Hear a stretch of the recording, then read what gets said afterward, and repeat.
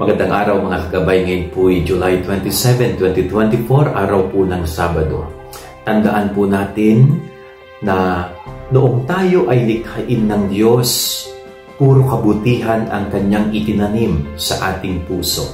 Wala pong itinanim na masama ang Diyos. Subalit habang tayo ay lumalaki, habang tayo nagkakaedad, may mga natututunan tayo na hindi mabuti at hindi magandang gawin. Posibleng naririnig natin, nakikita natin sa labas, at nagiging personal po nating desisyon sa buhay natin. Kaya kung minsan nagkakamali tayo ng desisyon, mas pinipili natin gawin ng masama kaysa mabuti. Pero napakaganda po ng gospel natin sa araw na ito. Pinapaalala ng Panginoon na pilitin nating pagyabungin, pilitin nating palaguin, at piliin natin palagi ang pagpapakabuti.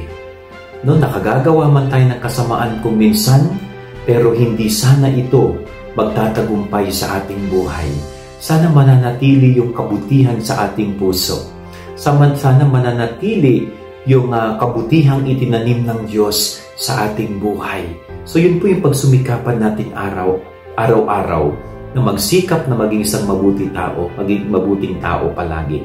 Yan ang ating gabay aral ngayong maghapon. God bless po sa inyo lahat. Pagpalain kayo ng Panginoon.